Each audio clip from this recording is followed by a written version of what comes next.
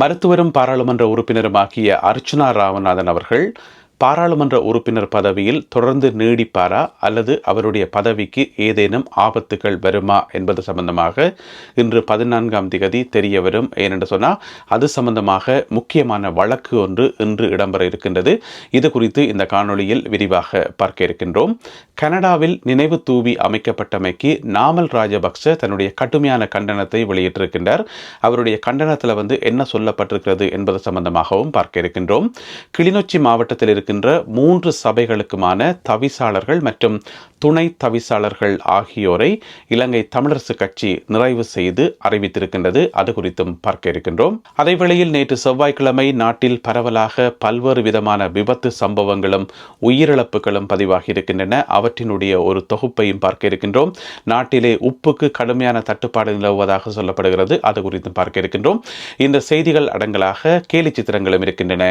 எனவே எல்லாவற்றையும் தொகுத்து இந்த காணொளியில் பார்க்க போகின்றோம். தமிழடியான் சொந்தங்கள் அனைவருக்கும் வணக்கம். மே மாதம் 14ஆம் திகதி 2025ஆம் ஆண்டு புதன்கிழமை. வாருங்கள் காணொளிக்குள் போகலாம். நாட்டில் நடக்கிற சம்பவங்களை பார்க்கக்குள்ள நாட்டில் என்னதான் நடக்குது என்று சொல்லி எல்லாருக்குமே ஒரு ஆச்சரியமாகவும் அதிர்ச்சியாகவும் இருக்கும். ஞாயிற்றுக்கிழமை தான் அந்த மிகப்பெரிய பேருந்து விபத்தொன்று நடைபெற்று அனைவரையும் அதிர்ச்சிக்கு உள்ளாக்கி இருந்தது.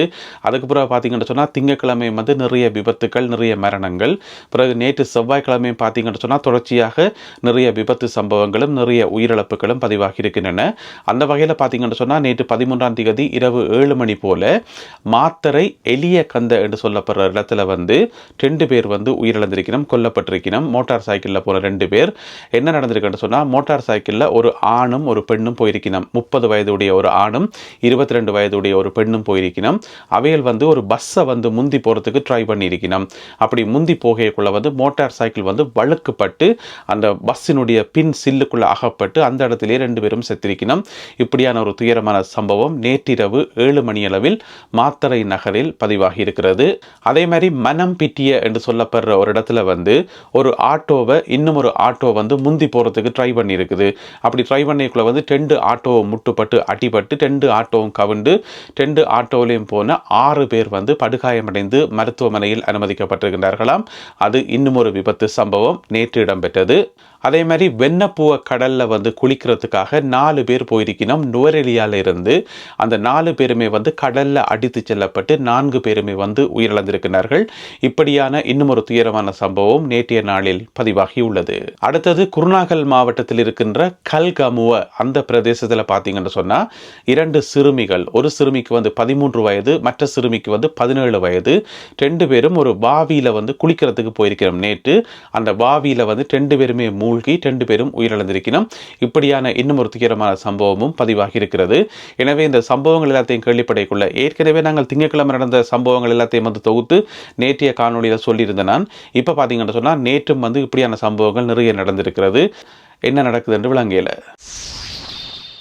ஞாயிற்றுக்கிழமை கொத்மலையில் இடம்பெற்ற பேருந்து விபத்தில் கொல்லப்பட்ட குறிப்பிட்ட அந்த தாய், அதாவது ஒரு 9 மாத குழந்தையை காப்பாற்றி தன்னுடைய உயிரை இழந்த அந்த தாய் பரவலாக எல்லோராலும் அறியப்பட்டவர். அவருடைய இறுதிச் சடங்கும் அவருடைய கணவருடைய இறுதிச் சடங்கும் நேற்று பண்டாரவளை நகரில் இடம்பெற்றது. ஏராளமான பொதுமக்கள் கூடி மிகவும் உணர்வுபூர்வமாகவும் மிகுந்த ஒரு துயரத்தோடையும் அந்த இறுதி நிகழ்வுகள் நடைபெற்றன.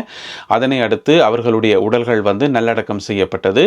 அதுக்கப்புறம் பார்த்தீங்கன்னு சொன்னால் அந்த பிள்ளை இப்போ தவிச்சிட்டது, தாயும் இல்லை தகப்பனும் இல்லாமல் தவிச்சிட்டது. எனவே இந்த விபத்தில் தாய் தகப்பனை இழந்தவர்கள் மற்றும் நிற்கதியானவர்கள் என்று சொல்லி எல்லா பிள்ளைகளையும் அரசாங்கம் பொறுப்படுத்தி தன்னுடைய பராமரிப்பில் அவர்களை சிறந்த முறையில் பராமரிக்கும் என்று சொல்லி அரசாங்க தரப்பில் சொல்லப்பட்டிருக்கிறது. அதேவேளையில் ஞாயிற்றுக்கிழமை இடம்பெற்ற அந்த பேருந்து விபத்தில் உயிரிழந்தவர்களுடைய எண்ணிக்கை 23ஆக ஏற்கனவே அதிகரித்திருந்தது. அந்த பேருந்தினுடைய சாரதி கூட உயிரிழந்திருக்கின்றார். ஏற்கனவே 21ஆக இருந்தது உயிரிழப்பினுடைய எண்ணிக்கை. பிறகு அந்த தாய் உயிரிழந்தார். 9 மாத குழந்தையை காப்பாற்றிய அந்த தாய். அதுக்கு பிறகு பார்த்தீங்கன்னு சொன்னால் பேருந்தினுடைய சாரதியும் உயிரிழந்திருக்கின்றார். இப்போ இது சம்பந்தமான விசாரணைகள் முன்னெடுக்கப்பட்டு கொண்டு வருது. இதில் கேட்கப்படுற மிக முக்கியமான கேள்வி அந்த பேருந்தில் பயணம் செய்தாக்களுடைய மொத்த எண்ணிக்கை அந்த விபத்து நடக்கைக்குள்ள. ஏனென்றா ஏற்கனவே செய்திகள் அனுமதிக்கப்பட்ட எண்ணிக்கையை விட அதிக எண்ணிக்கையிலான பயணிகள் ஏற்றப்பட்டு அந்த அதிக எண்ணிக்கையிலான பயணிகள் போன காரணத்தால் தான் அந்த விபத்து இவ்வளவு கோரமாக நடைபெற்ற என்று சொல்லி. எனவே எனவே உண்மையான எண்ணிக்கையை கண்டுபிடிக்கிறதுக்கு பல்வேறு முயற்சிகள் மேற்கொள்ளப்படுது, பல்வேறு விசாரணைகள் மேற்கொள்ளப்படுது.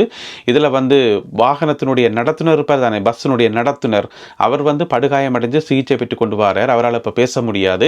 எனவே அவர் ஓரளவுக்கு சுகமாகி தேறி வந்த பிறகு அவர் கொஞ்சம் கதைக்க ஆரம்பித்த பிறகு அவர்கிட்ட சில கேள்விகளை கேட்டு சில விசாரணைகளை நடத்தி இன்னும் சில தகவல்களை பெற்றுக்கொள்ளலாம் என்று சொல்லி போலீஸ் தரப்பில் சொல்லப்படுது. எனவே போலீசார் தொடர்ச்சியான விசாரணைகளை மேற்கொண்டு வருகிறார்கள். நாட்டில் உப்புக்கு பரவலான தட்டுப்பாடு ஏற்பட்டிருப்பதாக சொல்லப்படுகின்றது. உப்பினுடைய விலையும் அதிகரித்திருக்கிறதாம். ஒரு சில இடங்களில் 400 ரூபாவும், இன்னும் ஒரு சில இடங்களில் 450 ரூபா, பிறகு 500 ரூபா என்று சொல்லி பல்வேறு விலைகளில் உப்பு விற்கப்படுது என்று சொல்லப்படுது.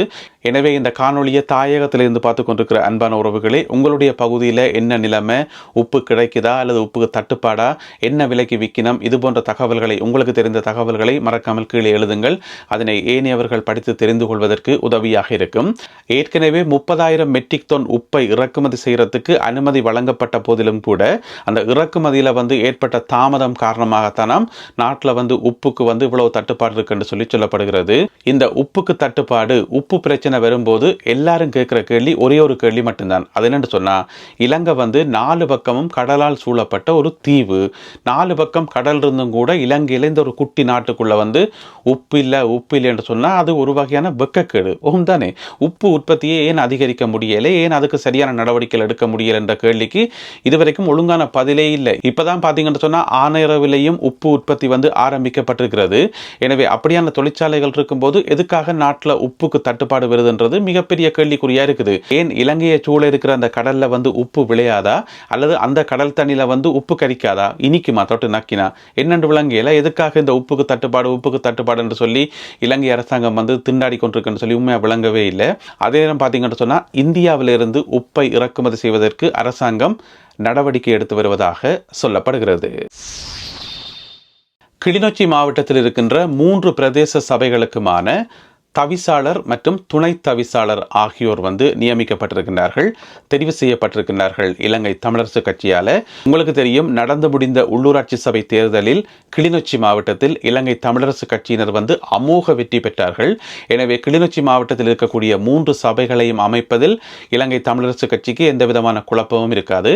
எனவே அவர்கள் இப்பொழுது தவிசாளர்கள் மற்றும் துணை தவிசாளர்களை நியமித்து அறிவித்திருக்கின்றார்கள். அந்த அடிப்படையில் பார்த்தீங்கன்னு சொன்னா கிளிநொச்சி மாவட்டத்தில் இருக்கக்கூடிய கரைச்சி பிரதேச சபையினுடைய தவிசாளராக தெரிவு செய்யப்பட்டிருக்கின்றார் அருணாச்சலம் வேளமா லிகிதன் அவர்கள். அதே போல துணை தவிசாளராக தெரிவு செய்யப்பட்டிருக்கின்றார் புஷ்பநாதன் சிவகுமார் அவர்கள்.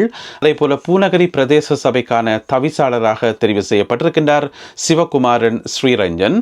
துணை தவிசாளராக தெரிவு செய்யப்பட்டிருக்கின்றார் திருமதி குணலட்சுமி குலவீரசிங்கம் அவர்கள்.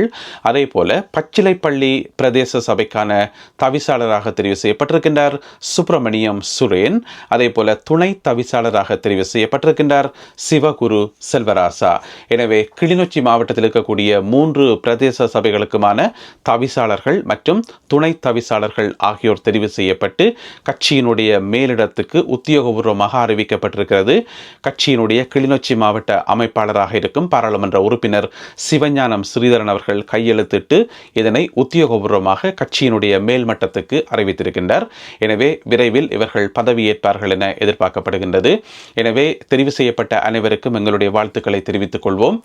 மிகச்சிறந்த சேவைகளை மக்களுக்கு நீங்கள் வழங்கணும் என்பதுதான் எங்களுடைய ஒரே ஒரு கோரிக்கை. அது மட்டும்தான் 3 பிரதேச சபைகளையும் போதும் என்று சொல்ற அளவுக்கு மிகச்சிறந்த சேவைகளை மக்களுக்கு வழங்கணும் என்றதுதான் எங்களுடைய ஒரே ஒரு கோரிக்கை. தமிழின படுகொலையை நினைவு கூறும் முகமாக கனடாவில் அமைக்கப்பட்ட நினைவு சின்னத்துக்கு நாமல் ராஜபக்ச தன்னுடைய கண்டனத்தை வெளியிட்டிருக்கின்றார். நாமல் ராஜபக்ச அப்படி என்ன சொல்லியிருப்பார் என்றதை நீங்களே ஊகிக்க முடியும். அங்கே படுகொலை நடக்கையில், இனப்படுகொலை நடக்கையில் இது கனடா அரசாங்கத்தினுடைய திட்டமிட்ட சதி, புலம்பெயர் அமைப்புகள் ஒரு சில தூண்டி விட்டு கனடா அரசாங்கம் செயல்படுது. அதே வசனம் தான் வழக்கமாக தேர்தல் மேடைகளில் என்ன சொல்லிடுமோ அதைத்தான் அப்படியே சொல்லி வச்சிருக்கிறார். இப்படி தான் நடந்தது, அங்கே இனப்படுகொலையே நடக்கையில் தமிழ் மக்கள் கொல்லப்படையில. எனவே இப்படியான நினைவு சின்னம் அமைக்கிறது வரலாற்றை திரிவுபடுத்துகின்ற ஒரு முயற்சியாகும். எனவே இப்படியான நினைவு சின்னங்கள் அமைக்கப்படுவது கண்டிக்கப்பட வேண்டியது என்று சொல்லி மின்னி முழங்கி வச்சிருக்கார் நாமல் ராஜபக்ச அவர்கள். அதோட அரசாங்கத்துக்கு ஒரு ஐடியா கொடுத்துக்கார். என்னன்னு சொன்னா, அரசாங்கம் இலங்கைக்கான கனேடிய தூதுவர் இருக்கார் கொழும்புல, அவரை கூப்பிட்டு கண்டனம் தெரிவிக்கணுமாம் சொல்லி ஒரு வேண்டுகோள் வச்சுக்கார் நாமல் ராஜபக்ச. இப்ப எதுக்காக நாமல் ராஜபக்ச இவ்வளவு குத்தி முறிகிறார்ன்றது எங்கள் எல்லாருக்குமே தெரிஞ்ச விஷயம்தான். எனவே நாமல் ராஜபக்ச அவர் அப்படித்தான் சொல்லுவார்ன்றது எங்கள் எல்லாருக்குமே தெரிஞ்ச விஷயம். மருத்துவரும் பாராளுமன்ற உறுப்பினருமாகிய அர்ச்சுனா ராமநாதன் அவர்கள் பாராளுமன்ற உறுப்பினர் பதவியில் தொடர்ந்து நீடிப்பாரா இல்லையா என்பது இன்னும் ஒரு சில மணி நேரங்களில் தெரிந்துவிடும். ஏனென்று சொன்னால், இன்றைக்கு 14ஆம் திகதி புதன்கிழமை முக்கியமான வழக்கு ஒன்று இருக்கிறது. அவருடைய பாராளுமன்ற உறுப்பினர் பதவியை கேள்விக்கு உட்படுத்துகின்ற ஒரு முக்கியமான வழக்கு ஒன்று இருக்கிறது. உங்கள் எல்லாருக்குமே தெரியும், அவர் பாராளுமன்ற உறுப்பினராக பதவியேற்று ஒரு சில நாட்களுக்குள்ளேயே ஒரு ஆள் வழக்கு போட்டவர், தென்னிலங்கையில் ஒரு ஆள் வழக்கு போட்டவர். அந்த வழக்கு போட்டவர் ஒரு சமூக செயல்பாட்டாளர் என்று சொல்லப்படுகிறது. ஏதோ ஒரு அமைப்பினுடைய தலைவர். ஏற்கனவே இந்த வழக்கு ஒரு தடவை இந்த வருட ஆரம்பத்தில் நீதிமன்றத்தில் எடுக்கப்பட்டு பிறகு மே மாசத்துக்கு ஒத்தி வைக்கப்பட்டிருந்தது. எனவே இன்றைக்கு அது சம்பந்தமான முக்கியமான தீர்ப்பு வெளியாகும் என்று சொல்லி எதிர்பார்க்கப்படுது. இந்த தீர்ப்பு டாக்டருக்கு சாதகமாக முடியுமா பாதகமாக முடியுமா என்பதை நாங்கள் பொறுத்திருந்தான் பார்க்கணும். ஆனால் டாக்டர் சொல்றார் போதிய அளவு ஆதாரங்கள் தன்னிட்ட இருக்குன்னு சொல்லி. ஏன்னு சொன்னால், அவர் பாராளுமன்ற உறுப்பினராக போட்டி போடைக்குள்ள அவர் டாக்டர் பதவியில இல்லை. அதுக்குரிய கடிதம் மினிஸ்ட்ரியால கொடுக்கப்பட்டிருக்குது. எனவே அந்த ஆதாரங்கள் எல்லாம் இருக்குது என்று சொல்லி இப்ப நல்ல லோயர் மேரெல்லாம் நியமிக்கப்பட்டிருக்கிறோம். எனவே இன்றைய வழக்கு டாக்டருக்கு சாதகமாக முடியும் என்றுதான் எல்லாருடைய எதிர்பார்ப்பாகவும் இருக்கிறது. எனவே என்ன நடக்க போகுது என்பதை நாங்கள் பொறுத்திருந்தான் பார்க்கணும். அதே நேரம் டாக்டர் அர்ச்சுனா ராமநாதன் அவர்கள் ஒரு சில விஷயங்களை காணொளி மூலமாக சொல்லியிருக்கிறார். என்னென்று சொன்னால், ஒருவேளை இன்றைய தீர்ப்பு சாதகமாக அமையாமல் ஏதாவது சிக்கல்கள் வருமாக இருந்தால் தன்னுடைய பாராளுமன்ற உறுப்பினர் பதவி சட்டத்தரணி கௌசல்யாவுக்கு வழங்கப்படும் என்று சொல்லியும் தான் ஏனைய விடயங்களை கவனித்துக் கொள்வதாகவும் அவர் சொல்லியிருக்கின்றார். எனவே அரசியல் களத்தில் போராளிகளாக இருப்பவர்களுக்கு இந்த மாதிரி வழக்கு ஒன்றுமே செய்யாது. இந்த வழக்கெல்லாம் ஒரு சர்வசாதாரணம். உண்மையான மக்களை நேசிக்கிற ஒரு ஆளுக்கு, மக்களுக்கு சேவை செய்கிற ஒரு ஆளுக்கு இந்த வழக்கு ஒரு தடையை ஏற்படுத்தாதுன்றதான் எங்களுடைய ஒரு அவதானிப்பு.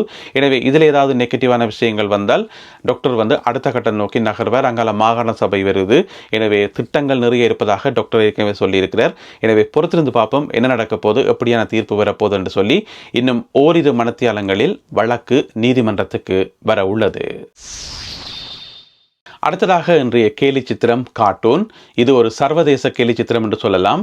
அதாவது ஒரு பக்கம் பார்த்தீங்கன்னு சொன்னால் இந்தியாவினுடைய ஏவுகணை வருது, இங்கால பார்த்தீங்கன்னு சொன்னால் பாகிஸ்தானினுடைய ஏவுகணை வருது. ரெண்டு குண்டுகளும் இப்படி நேர திடீரென்று யூ-டர்ன் அடித்து மற்ற பக்கம் திரும்பி போகுது.